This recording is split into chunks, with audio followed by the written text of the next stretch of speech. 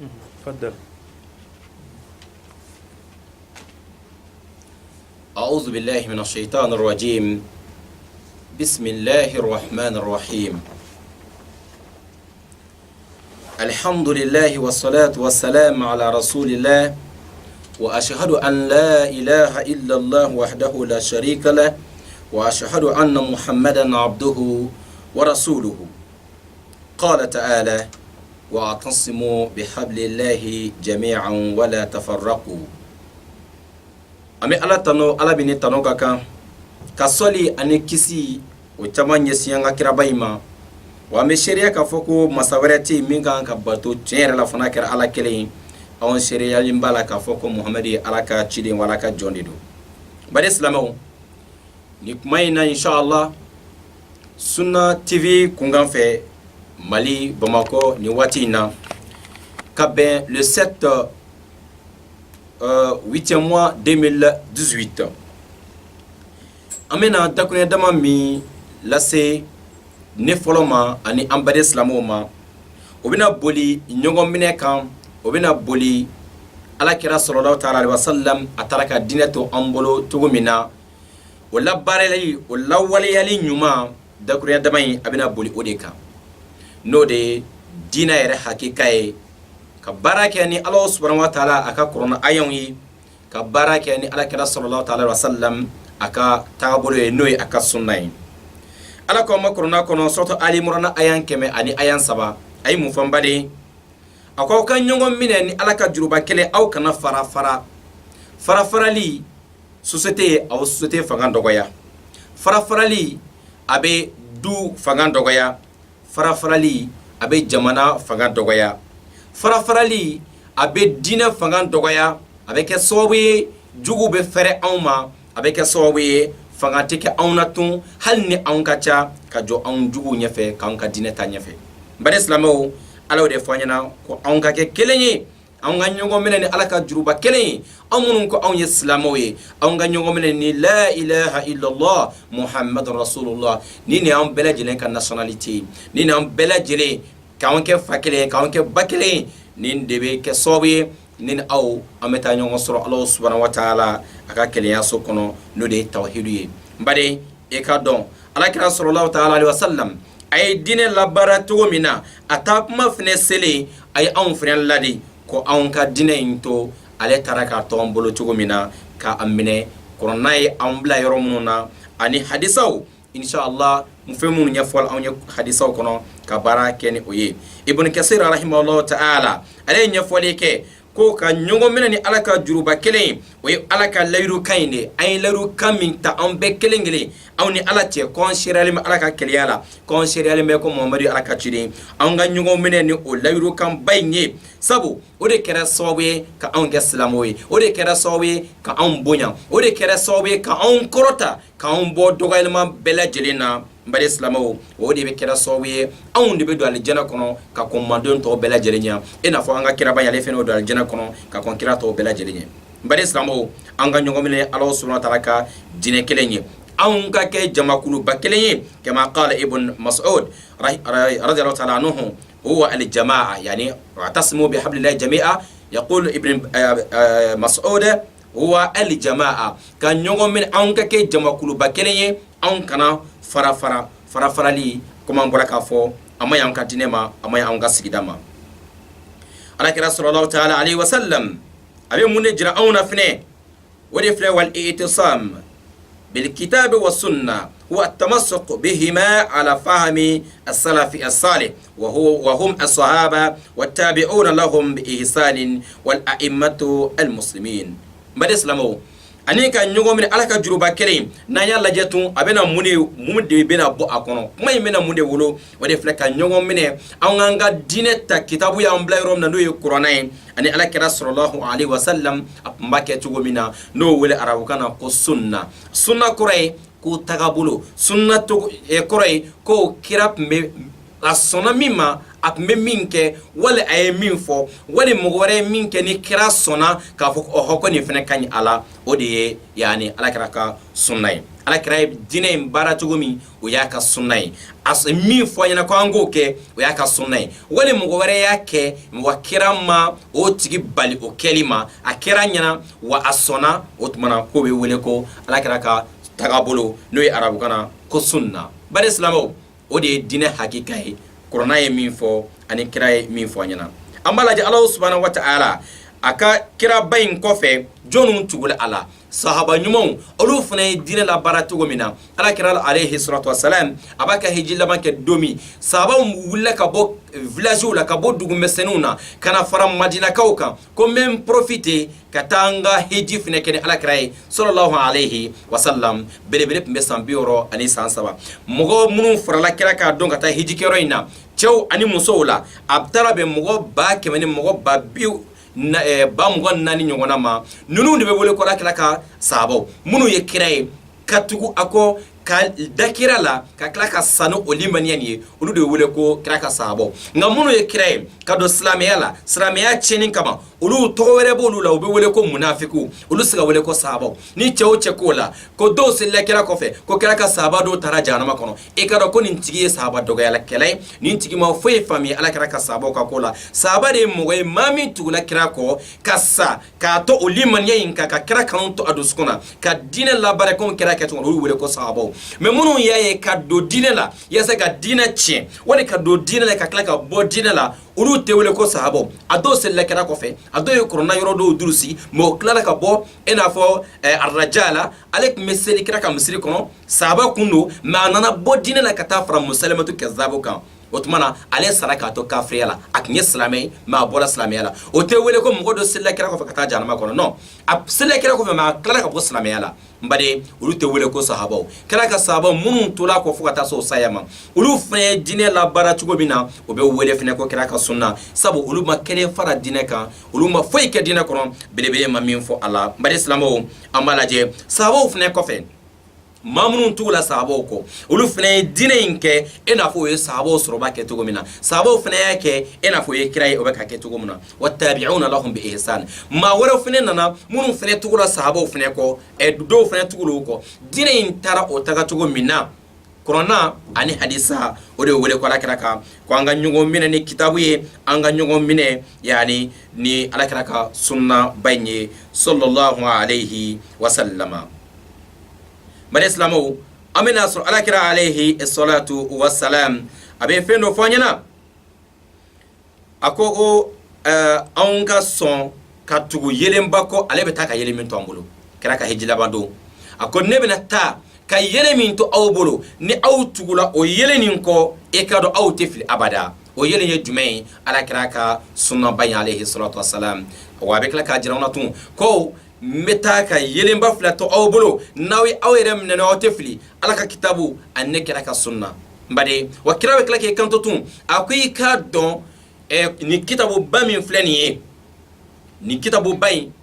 a kun bɛ ala bolo a kun kelen bɛ anw bolo n'anw ye anw ka diinɛ minɛ fɛn min bɛ kuranna kɔnɔ ka baara kɛ n'a ye e ka dɔn anw tɛ fili an bɛ taa yɛrɛ sɔrɔ ala subhanahu wa taala yani a ka alijana kɔnɔ an ka yɛrɛ kɔlɔsi ko kura minnu bɛ don diinɛ kɔnɔ an ka yɛrɛ kɔlɔsi kuma kura minnu bɛ don diinɛ kɔnɔ e yɛrɛ b'a dɔn nin ma kɛ kira tile la e b'a dɔn nin tɛ kuranna aya ye e b'a dɔn nin tɛ hadisa kumakan ye sabu mɔgɔ karisa de y'a inventé karisa de y'a don diinɛ kɔnɔ bari silamɛw an minnu b'a fɛ ka kɛ firikatu najiya olu ye jɔnw ye kira ko alayhi salatu wasalam yahudiw y'u ka diinɛ fara fo ka taa se jamakulu 71 chrétiens y'u ka diinɛ fara nasaraw ka taa se jamakulu 72 wa ko silamɛw fana bɛna kilankilan ka kɛ jamakulu 73 ko 72 bɛɛ lajɛlen bɛ jahanama kɔrɔ fo n'a kɛra kelen ye sahabaw ye kira ɲininka alayhi salatu wasalam ko jamakulu kelen jumɛn de bɛ kisi n'o bɛ wele ko firikatu najiya kira ko mɔgɔ minnu bɛ sɔn ka diinɛ labaara e n'a fɔ ne kira ni n ka sahabaw bɛ ka kɛ cogo min na bi ne kira ani ka sahabaw bɛ ka diinɛ baara cogo minnu na mɔgɔ minnu bɛna sɔn ka ta o sira in na k'o ka diinɛ utiliser yani k'o ka seliw kɛ o cogo la k'o ka sun kɛ o cogo la k'o ka labato bɛ kɛ i n'a fɔ kɛra sahabaw y'a kɛ cogo min k'olu de wele ko jamakulu kisilenw bari silamɛw ni de wele ko alakira ka sunna anw ka sɔn nin sira ninnu ma naam kisi be ne wa baraka nogo ni bana kira ka sirala e ka do be ta do fenro de kono minna baraka cha wa masaba intina isra de sabu Allah subhanahu wa ta'ala de bena ansara ale duntena ansara abada ka saradi awma mambla baramina mo ye ta barala ay bla baramina ki ko ke aw bena contrat me signela abena isra de ni baraka la comme ale ya demane chugomina menena na bara inke keto wala le ma min fo enyana ati sara abadan abetende na indina inka ni dungay ka fe on fola minte alata minte kiratae e kado masabai abadan aleta na sara ola sabu an make e kuma le ya demane chugumina bare islamo an kado ka fala kira te kuma ayra kun fe ni kira e fon fo e kado masabai ne abla afolila an ga son kiraye siramini jira nin aw bela jirina naam amala ja ala mu fu aka korona bakoron ako tabi'u ma unzila ilaykum min rabbikum wala tattabi'u min dunihi awliya qalilan ma tadhakkarun ako awka tugu fen ko ni ala min jigi kadi awma min jigi kadi awma kabo awti ala yoro korona ka kuma kan naam o korona kuma kan de be wala sunna kono ni korona ayun jigila wala li be di ala kira de ma sallallahu alaihi wasallam kira ala ko ma ko nga tugo ko an ngana tugo fenwere ko an ngana tugo ma wara shiko min ka kuma kan korona be nyongon je an ngana tugo mo siko min ka an sai ma ka kuma kan ani hadisa be nyongon je ko an ngana songa tugo ko abadan wa ko ma chama de be awna munu te réfléchir munu te méditer munu te miri ala ka korona ayun korola munu te miri hadisa wala an kan janto tugo bela jirena mo min na tugo korona ka kuma kan ko e ro tigibe ka fene fo Allah subhanahu wa ta'ala ajenan mi Allah mu wera fa na korona kono ako kira ere ma i ka femina ne ala mi jigi ka di ema e ka ro ko de extra clé ne naam wa kira be kanto korona kono abe kanto hadisa wala man qala fil qur'an bil ra'i falyatabawwa maq'adahu min an-nar man qala fil qur'an bil ra'i falyatabawwa maq'adahu min an-nar mugo ni fenfo kuranana ni yere ni dumai ka kurana ayando yelama ko tourner ere ka intérêt personnel kama ako ega si ke place ko na jahannama ko de wa kiraba nye kanto tum wa mugo mana kalon tike ka daneke muhammadu fenena ko nya fota ka sura ere bado ko chante ebe ka fo e ka intérêt do le defani kama kira ko ka si ka place ko na jahannama ko mbare islamo an ka ere ko si ka fenfo dinela minti ala ka fenfo kurana ko me kurana ko ebe nyininga surante soro ebe nyininga ayante soro ko kira kota ere dunte o yoro don hadisa kono eto o yoro don kitabu kono ka ke ni dunga foli sabo kuma kan noko ka ke ni dunga foli yasa jama ka segana bare islamo e ka don ka foko ebe ka jurudo ere kana ibe ke ere sidi juru geleya la harajo dum wattamasaku bil qur'an was sunna e ka do e ka e dine mine ni qur'ana e min fo wala hadisa e min fo e ka do ko de be adamadin tanga ka bo filima اسمتو دي كادمدين تاغا كي كيسي من الضلال كي كيسي كا بو فيليما مغو ني تامنا كوروناكو اتفلي مغو ني تامنا كيرا كا تاسراوكو اتفلي ابدا ناني ني فلابلا سكا فويتالا ابتا فلي كون ابتا غانيانا ابتا ما فوري كونو وي كرين كارايبلا مبادي اسلامو pour que ekakema guider srakleleka pour ne pas marcher dans la forêt pour ne pas marcher dans les ténèbres et bien munke et bien tama corona et minfo hadiso et minfo et tifli abadan ngane ni fem flabla sika fuitala et bien katama fli no fe mari islamo wa ekaro corona ani hadisa de guidance o de be en es la clé en met go de ko de anka guider yasa amiskata Allah subhanahu wa ta'ala soro ayafale amma naam amma laje hadisa mi riwaya kala imam muslim fe aka sahihu kono ani hakim alifna faka mustadraki kono hadisa mi bola jabir ka hadisa la jabir mi abdullah dey radiyallahu ta'ala anhuma wa ali sahabati nabi ajma'in أنا النبي صلى الله تعالى عليه وسلم قال وقد تركت فيكم ما لن تضلوا بعده إن اعتصمتم به كتاب الله وسنة نبيه على كرا عليها فو جابر بن عبد الله أي حديث من فو نبي مسلم كنو أني حاكمي في أي رواية أكون محمد نكري من فينتو أو بليانو أو تفلي أبدا في من كفي ناوي باراكناي ناوي منك باراكناي أو تفلي أبدا وفين يدمي وي كتاب الله على كتابه وسنة نبيه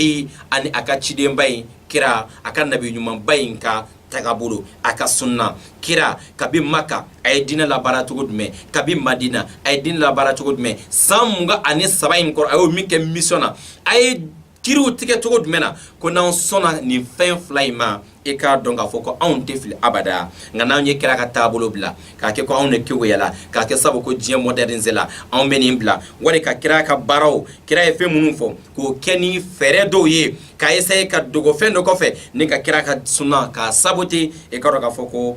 foyi t'o la nimisa kɔ lahara jɔ don ala kana ne ni aw nimisa bari silamɛw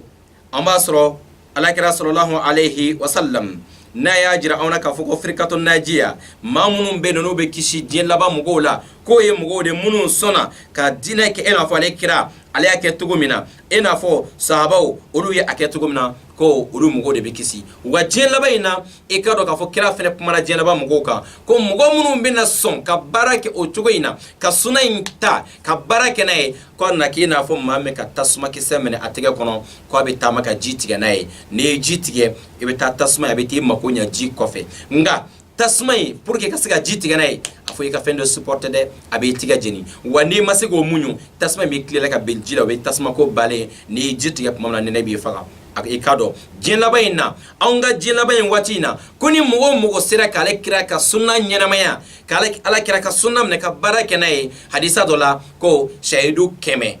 ala kira ka sunna kelen ɲɛnamayali ko shahidu 100 ka baraji bɛ d'e ma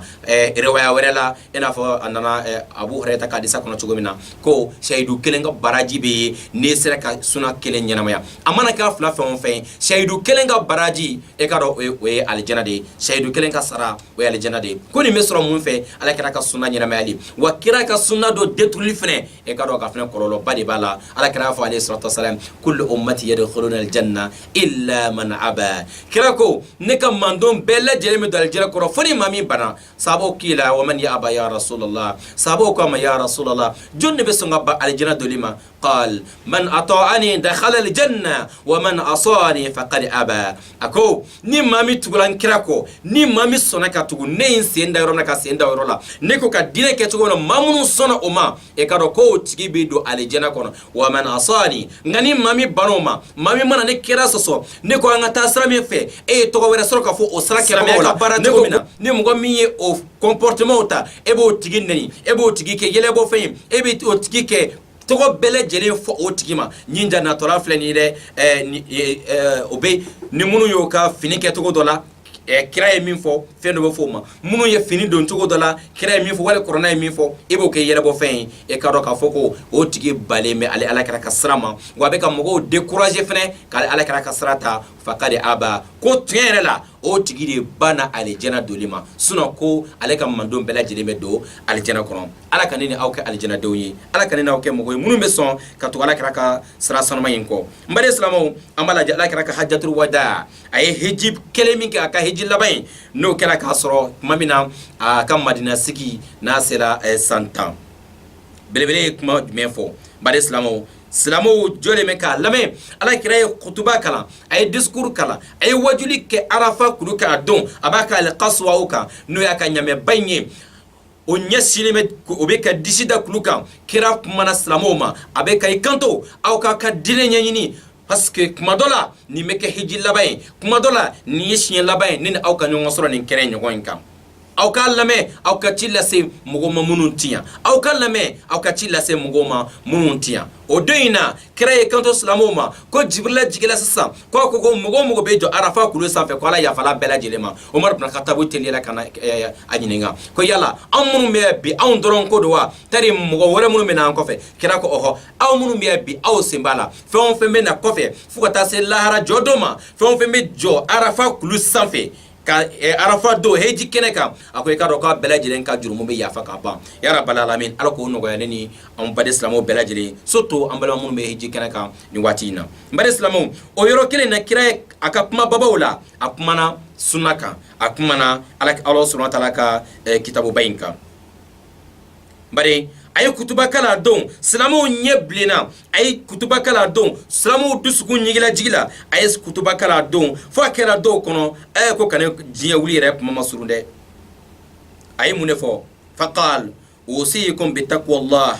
wa sam'a wa ta'a wa inna abdan habashiyan ika do kira ko me awladi ni Allah subhanahu wa ta'ala nyesranyai me awladi aw ka barake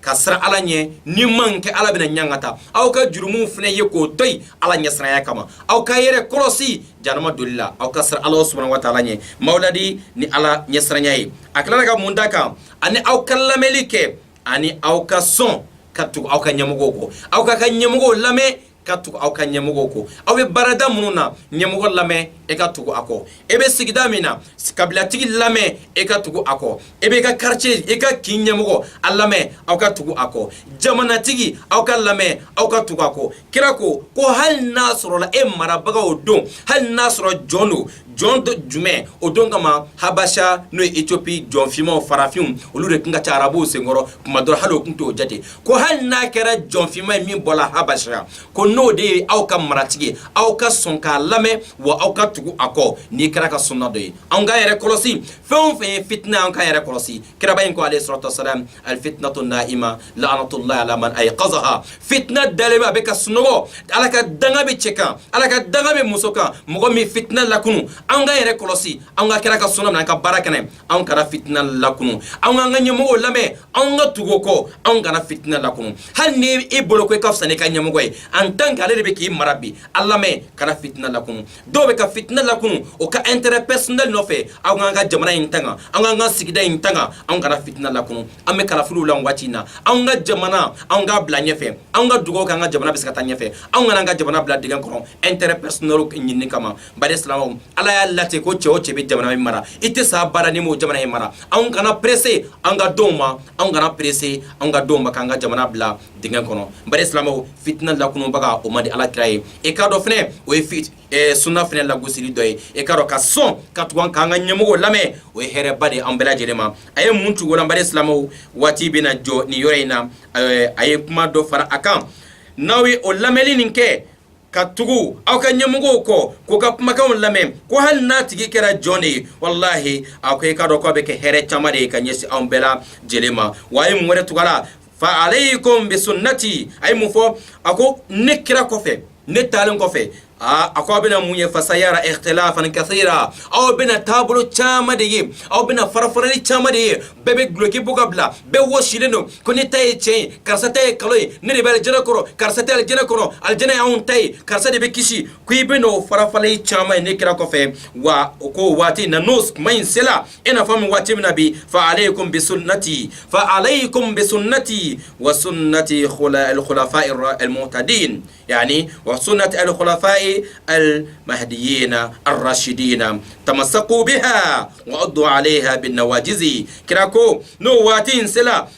مين فاوي او كاتو نكراي مين فو كدايرو منا او كدايرو لا نكراب ميكا دين براتيكي تو منا كورونا مين فو نكراي مين فو كدايرو هنا اني نكوفي نخلا فاو راشدين ابو بكر الصديق عمر عثمان علي ani sababau tula o bara mununke kwango srainta anga nyin dera okan o kana klauna de o kana kilawna sabu o wati la chebe barakan sunay to muso me barakan sunay faka ke may courage me mamina faka ke may mami nata faka dine ka be suno la gosiri ka chade faka ta soro shitana kana sila kera ko anga nyin dere akan anga nyin dere kera ka sunay kan akana kilawna wa kuno kala an ka yara kolosi wal muhaddasat wa iyyakum wa muhaddasat al umur aw ka yara kolosi ko kuranuna aw ka yara kolosi dine kuranuna aw ka yara kolosi tagabulu kuro fe munu make kira kila sam bakelenin ko dobena sigi aw nyefe ka fo ko ni dine doy aw fna be tigara fo ko aw fna be tugo tigi ko wallahi ko ka yara kolosi muhaddasat umurula fa inna kull muhaddasatin bid'a wa kull bid'atin dalala ako e kado ko kura fe be do dine kono min ni krata do ni ala reta do sabo ta do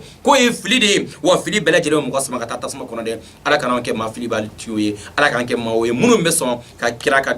sunainta ka munyu ka yani atojugu ya bela jere munyu ka tugu kira ko yasa amese ga Allah soro parce que ala ko suratul ali imran ayam bisani kilna kono qul in kuntum tuhibbuna Allah fattabi'uni yuhibbukum Allah wa yaghfir lakum dhunubakum ako Muhammad afoni jama kuluye afoni cheba nunuye ko nasru la chiere la awbi ala fe fattabi'uni aw katune kira ko no kala yuhibbukum Allah ala be aw kanu ala be ka aw fe naraka aw fe sanfe meleko be ka aw fe duma meleko be ka aw fe wa ala ka danfe bela jere me aw kanu lakum no kala sa ya wa yaghfir lakum dhunubakum nala kere fa be ka jurumu bela jele yafa mbade o te soro fo ila fo ka tugo kira ka no fe tuguli o le wala rabu kana ko sunna ala kan ke sunna tabagoyi